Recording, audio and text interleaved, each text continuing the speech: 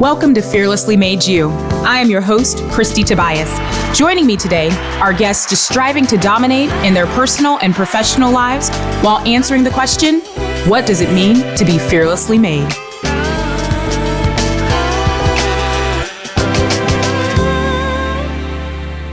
On this episode of Fearlessly Made You, I am honored to be joined by my fearless friend, Bri Snellgrove, who is the owner and founder of Social Icon Agency. And why that is important, especially for this episode for you guys to know, is that agency, this company, is what is the reason why this podcast exists.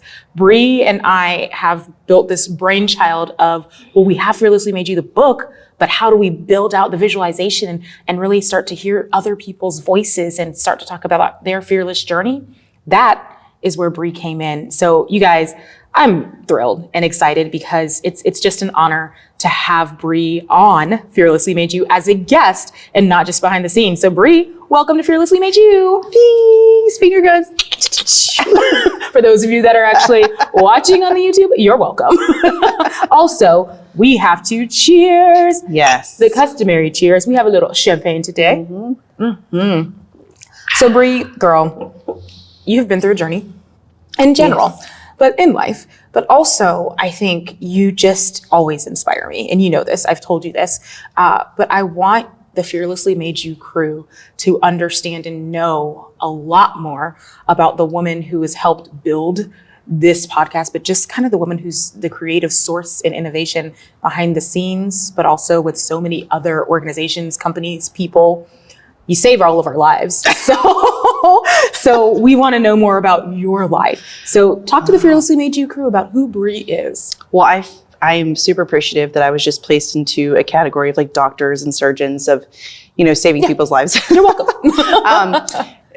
Thank you for having me on the show. I feel like I'm always here. Yeah. But it's interesting for me as soon as I get on camera, I feel kind of naked and weird, right? But I am really excited to talk to you today because that journey has a lot of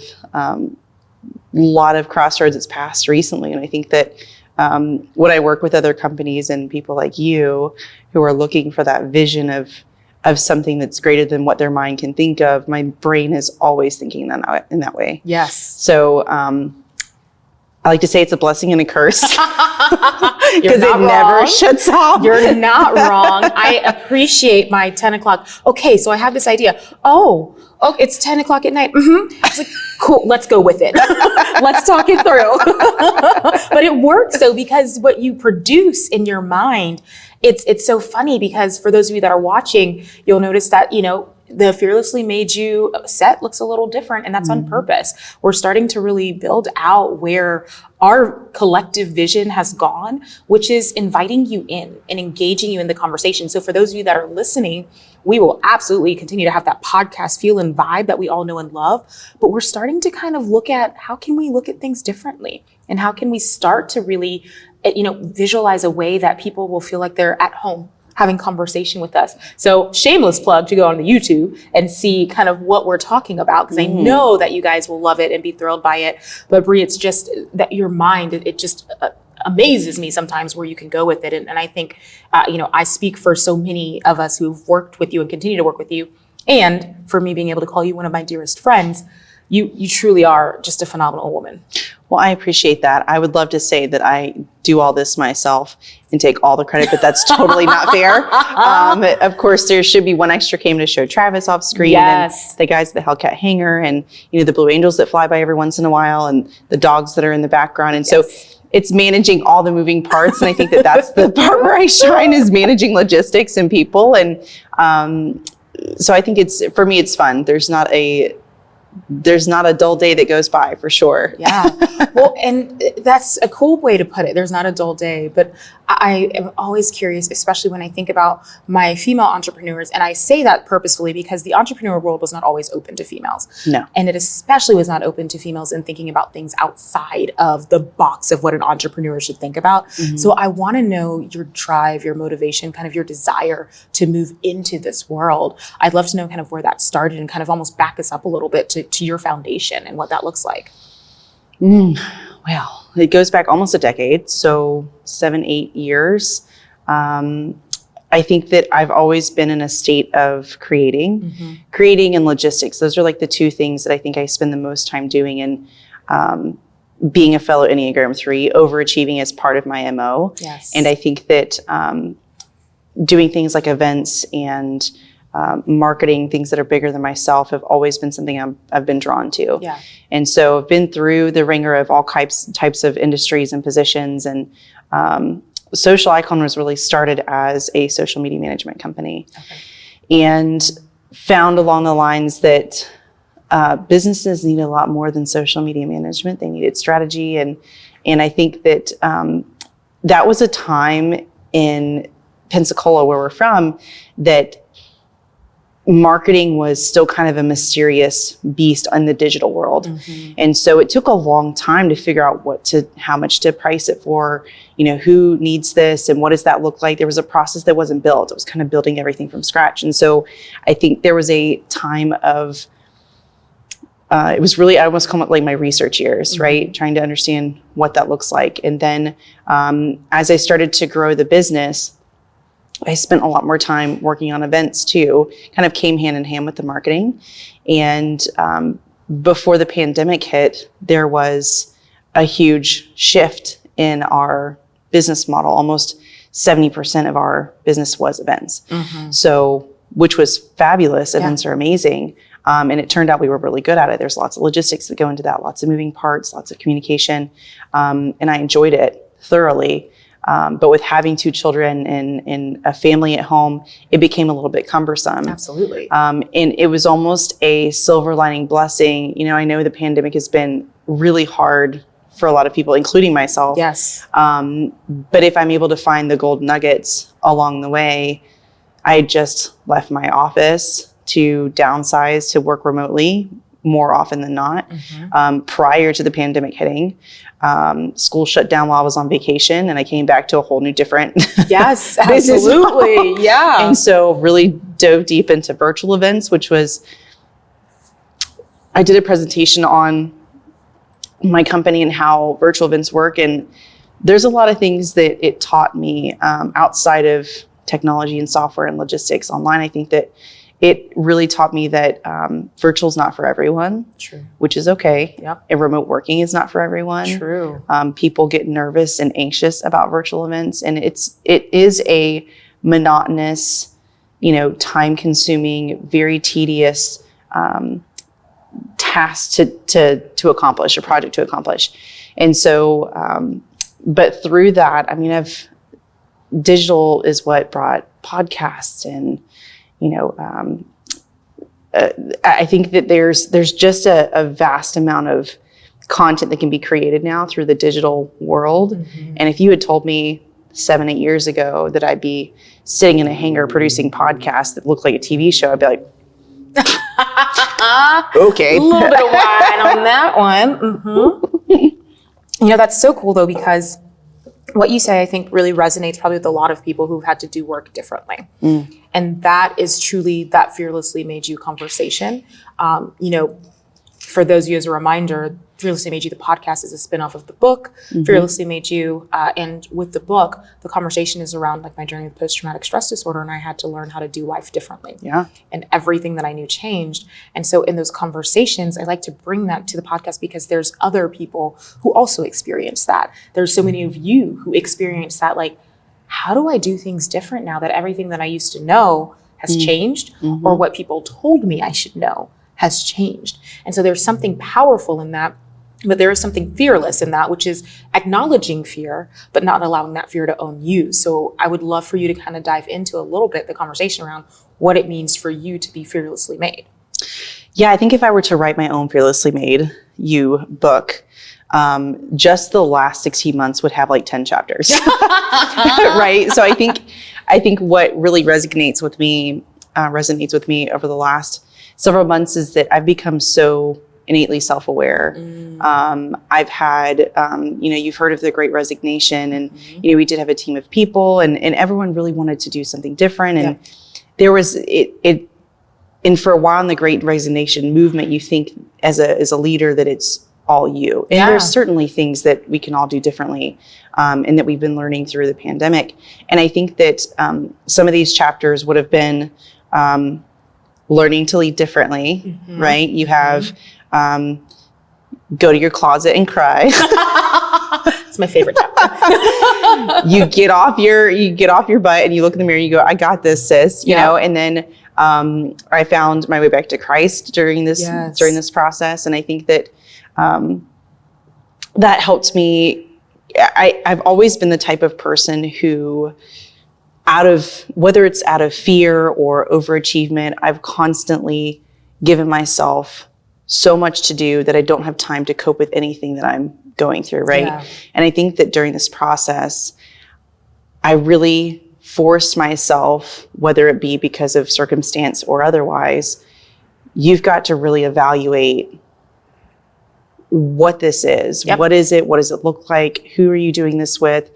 Why do you want to do it? Is it worth it? Yep. You know, what are the pros and cons of doing something differently? And so I now tell people when people go, how's business going? And I go, it's going the way I want it to. Yes. You know, it's going the way I want it to. You know, it's not a pressure question where you feel like you have to impress anyone. It's just, it just is. And so since I've done that, in addition to lots of prayer, right? Yes. Tell me what to do, please. Lots and lots of prayer.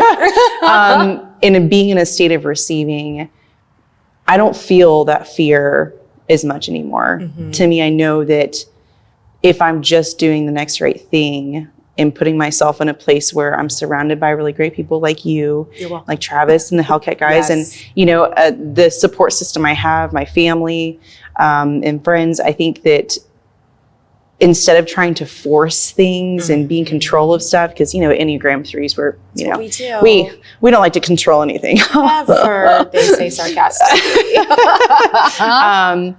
Instead of being in a state of control and forcing my hand on things that I really don't have the control of the outcome, right? Yeah. So I'm in such a better place as a person, as a friend. Someone called me the other day and was like, I was able to recognize that they were having a really hard time with something. And instead of me kind of breezing over that and telling them about my own stuff, I was able to like dig what's going on. You know, it just allows me to be more mindful in my conversations and my relationships, which has really changed everything. I think the mindfulness is so important because, to your point, when we're stuck in a space of our own chaos or our own uncertainty, we're not mindful of anything but where we are. Yeah. And we miss so much that's going on around us, and so many people and so many things and situations. And so for you, and I think this would be really helpful for people to hear, is seeing that you have shifted into this space of being mindful and being able to kind of pull out from what was the chaos. But being in that chaos, I think there are people out there who are like, but how? How did you shift to that space, and what did that look like? So I'd love for you to kind of dive into that a little more. Well, the first thing I think about is like breathing, right? And I know that sounds so cliche and people are like, oh, just breathe. If you give yourself mindful breathing. So I've learned from someone before, it's called 4-5-8. You breathe in for 4, you hold for 5, and you release for 8. And if you do that continuously over and over again, it just allows you to focus on one thing, right? Because I'm blessed and cursed with what's called racing thoughts, right? That's why you get text messages at 10 p.m. from me sometimes on, you know, oh, I have this idea. It's because it literally never shuts off. And that's just specific to me or people who deal with that. But breathing is the first thing. And after you breathe, you just sit in it for a little while. I know that even in marital relationships, my husband and I, you know, sometimes when you immediately react to something, it becomes like a gasoline and fire situation. I'm sure no one knows what I'm talking about. No, of course, anyone ever reacted to something their spouse said? No, never. But even in that, right? And there's something called a co-regulation. And so when you're breathing, you're able to, if you're breathing in and out really slow, you almost instinctively pass that on to someone else. Oh. And so I started to practice that. I learned that from Aaron Kirk taught me that. And so it's one of those things where if you're mindfully doing it for yourself, you affect everything around you. Yeah. And so that was something that helped me do that. I think therapy is really important for people. Amen, sister. I think that, mindfulness and meditation practice, empathic practice has been along my journey. Having someone to call when you have that, the 911, what I would call the 458 moment where you're sitting on the floor needing to breathe. You have someone that you're able to call to say, hey, I can't today. Yeah, like I can't today. And I think that mental health is such an important thing to address. And, mental health is kind of a general aspect, but finding out what it is that's your trigger or your inner child or whatever it is that you're dealing with is really a major factor for me anyway. You, again, have unpacked so many amazing things that are important for us all to make sure that we're really processing and paying attention to, which I think is so cool because it's interesting. Of course, I joke about the 10 p.m. calls. Not really, they really happen. But I'm also the one that's like 10 p.m. like, I can't breathe. And there's those moments of panic and anxiety that I don't know if enough of us are honest with ourselves about that we experience. I experienced it last night. I experience it pretty frequently, but it's because of this space where I think a lot of us are in, which is there's a lot of uncertainties that have occurred that we didn't expect, just in life in general. But now we talk about the pandemic. We won't belabor the pandemic, but it's the conversation around, but what happens after? And things have changed in the way that I do life. And in those spaces, things have broken apart. You talked about the Great Resignation. You've experienced that. A lot of businesses have experienced that. And it's then what? So it's like after the chaos, after all the chips fall, then what? And I think you've done a really nice job of identifying that then what doesn't have to be a thing. It can be that purposeful mindfulness of, well, then I breathe and I figure it out. And did you find that that's kind of where you kind of found yourself? I think the breathing, and then also, when I was experiencing a lot of my team making decisions for themselves, which I encouraged, at first it's always a shock, and how you process it is you deal with it however you'd like. But for me, I really chose to be mindful during that time of leaning into it versus going, okay, well, I'll figure out what I'm supposed to be doing. I spent more time learning more from them. What could have I done differently? What are you going through? Really to understand how we got to this place. Absolutely. Right. And it was a place that it wasn't a bad place. It was just a place that everyone needed to reset. Yeah. And I think that, even EntreCon in Pensacola is doing, that's what their whole conference on is, the big reset. And I feel like the whole country, the whole world is doing a big reset right now. Right. And so I would encourage anyone that's going through like the Great Resignation to really lean into it. It's uncomfortable. God, it's awful. Absolutely. It's uncomfortable. You feel vulnerable. Yes. You feel like someone's cutting you open, and they're really and being transparent with them also helps them understand what you're going through. Yeah. And it brought us to a place of understanding. Now, what happened after that was that I had to really pick up the pieces and be able to find partners and other folks to work with to help me get to where I need to go, to get to a place where I could take that time and space. Yeah. And that took about 3 or 4 weeks, which was tough. But I think that if you can, that's where the breathing comes in. Yeah. You call your friends, you walk around the block, and there'll be days where you go, I can't do this. And that's okay. And I think that understanding entrepreneurship now, entrepreneurship, you have to go into it knowing that you're going to have days like that. Yep. I think that that's when I look at the pros and cons of working for someone else or working with entrepreneurship. One of the big cons of entrepreneurship is that you've got the highest highs you can ever feel, right? It's yours and you can be proud of it. And it's something you've accomplished, but the lows are, it's yours. Yeah. You screwed it up or you didn't do it right or whatever, and you're having to live with that too. There's no one else that's responsible for that, right? So being able to understand that with those highs come the lows is a huge part of entrepreneurship. Absolutely. Well, and you hit on something that's important, which is understanding the realities behind entrepreneurship and what that looks like. And I think there are so many people, whether you're currently an entrepreneur or have been an entrepreneur or just kind of considering what my life, my business, the work that I do looks like. I think there's so many things that you can offer based on your own experiences that would be great feedback and tips for people trying to live what we call that fearless existence. So not letting the fear of the things that could happen, or people hearing your story saying, I don't want that to happen to me. Well, it could. And so what are some things that you would share, some advice, some little wisdom nuggets that you would share with people that are like, but how do I live my fearless existence in chaotic, uncertain, or just times that are just totally difficult and uncomfortable? Yeah, I think one of the biggest keys to success for any one person is self-awareness. So whether you do the Enneagram, the Myers-Briggs, any of the personality tests that are psychology driven,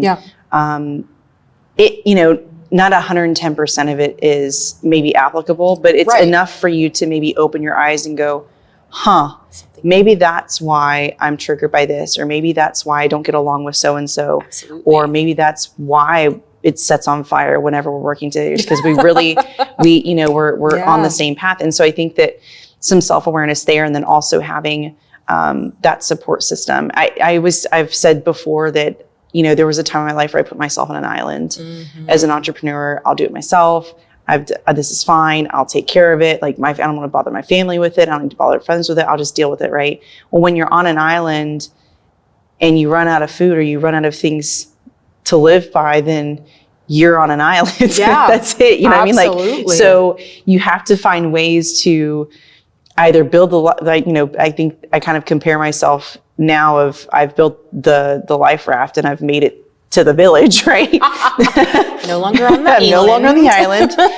Zip-plane. So, now I'm in a place where I've found my people that support me, or they've always been there. I've just never been in a place to be transparent with them. I didn't want to do that before. So I think that entrepreneurs also put themselves in a category of like, the lone wolves in some cases. And that's a dangerous place to be, and if you know that those days are going to come that bring you to your knees, you got to have somebody or something there to help you.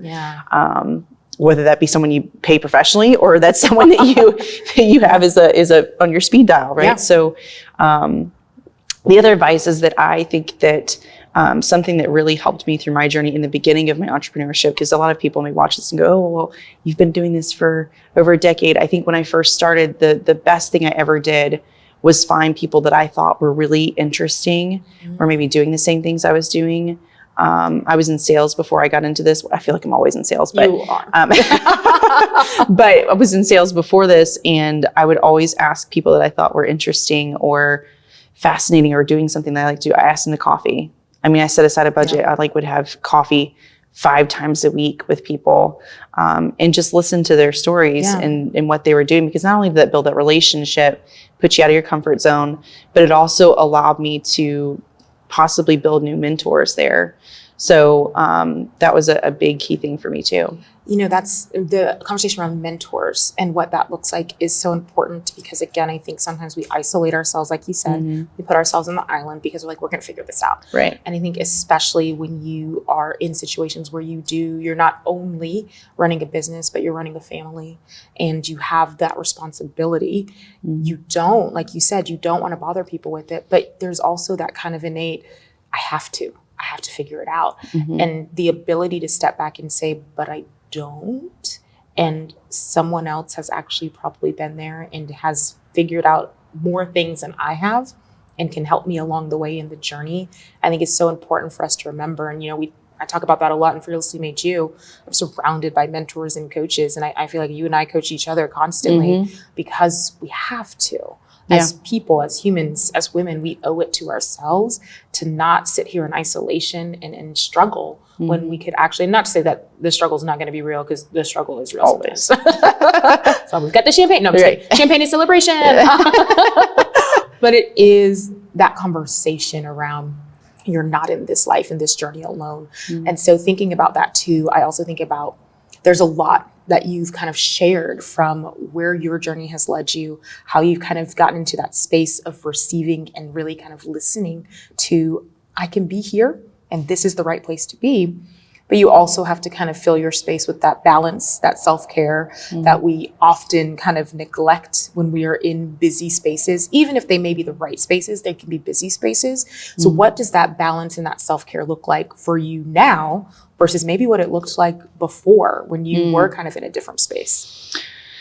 Great question. So as a mom of 2 younger children, wife of a very good man who's in law enforcement, I mean, a lot of times self-care just looks like getting home, feeding my children, and getting in the bathtub. Like that's like, the bath is like a sacred space. Cheers the sacred to space, that. Yes. Right? Just getting a hot one. And then, you know, like we try to spend a lot of time outside. We'll go to, you know, the parks on the weekends. Yeah. And a lot of self-care during the week looks like going to yoga. Okay. Making those phone calls on my commutes to check in on people.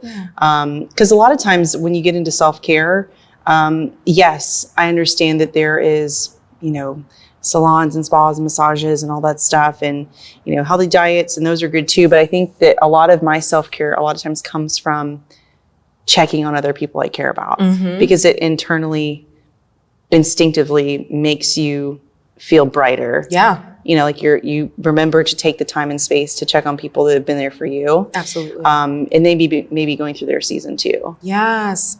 They may be going through their season too. I think there's something about that, you know, check on your friends. I have a friend who is fabulous, and she'll know I'm talking about her when she listens to this. She has boys, and she'll post on social media, check on your friends with boys because we're not okay. Truth, girl, you call me. You know, and it's always slightly, because I don't have children. I do have my niece, I have my dog, which he is 100% a child, but it's that conversation of like, check on yourself, check on your people. Like sometimes people aren't okay. And that balance comes with being that person sometimes that's going to help someone else. You don't have to be okay to check on people. I use that as an excuse sometimes. I'm so swamped, I'm so busy. I would check on them. I'm gonna add them to my list for the weekend. And it's like, but why? If they came to your heart and they came to your mind, there's a reason for that.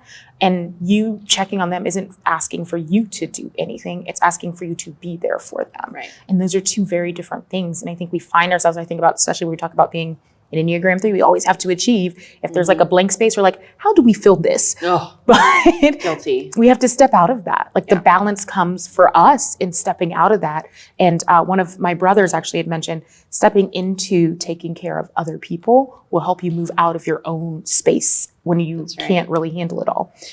And I think too, with the amount of, when you say filling that space with something, is that there's a big part of that space that even if now what happens right now that I'm more present, if I try to fill that space and it's not a great intention for me, it's almost like God's like, you funny. That's cute.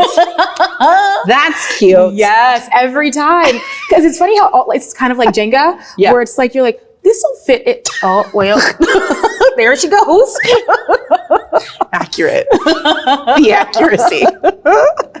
Oh my gosh. Okay. So as we're talking about filling space and really removing that thought process of like, okay, let me find the balance in space instead of trying to fill every space with something. I always think about where balance sits as well in the way that we laugh and the way that we enjoy life and in the way that we drink wine. Yay! So you know this question is coming. You guys know this question is coming. All right. Favorite wine? Well, for those of you who are not watching on YouTube, you're going to want to go ahead and switch over because I'm vividly It may or may not be in the corner. pulling a champagne from behind the couch. Ta-da! This is a champagne Veuve Cloquet. I normally... And we're pouring it. I normally Join us drink now. bourbon. Oh, thank you. Thank you. But since I've had children, I drink it less. Yes, yes. And we are going to share this glass right now. It's been our journey. Mm-hmm. And you know, I love this too. It sounds so cliche. It's like that balance that you need in life. It provides a little dryness. It provides a little bubbly. It provides a little fun though. Like we just like to enjoy ourselves and have fun, right? Girl, I'm so proud of you. I'm so proud of you. Thank you for joining me on Fearlessly Made You. Y'all, Bri is truly, as I'd mentioned, she is one of the biggest motivators, mentors, coaches, friends in my life. Bri, if people wanted to reach out, connect with you, or social icon, how could they do that? Sure. So you can reach out to me by, I'm like, what's the best way to get a hold of me? So Instagram is Briana Snellgrove. Honestly, they could reach out to your Instagram page because I'm on it. Sometimes Bri's behind the scenes. And Facebook is Briana Snellgrove, or any social icon agency platform. I mean, people could call me. I don't care. You can call Bri as well every night at 10 p.m. No. Yep. 10 Put p.m. my foot down there. It's a sacred space. Sacred space. She's finding her balance then. Yeah. So people, and email Bri, B-R-I, at marketingwellplayed.com. And honestly, I love conversations like this with people because I think it's really important right now. And so anytime that I can help someone get through this, I say season a lot because I just went through a really tough one. And I think that everyone is going to have that season. Yeah. So I'm here. Thank you. Oh, Bri, you are, as usual, a breath of fresh air. You bring the best champagne, let's be honest. But truly, the honest vulnerability in the conversation and just the reality of what our lives look like and how we can just help support each other and live that better, fearlessly made life. So thank you so much for being part of my Fearlessly Made You crew and joining me today. And you guys, as usual, make sure you stay tuned for the next episode of Fearlessly Made You.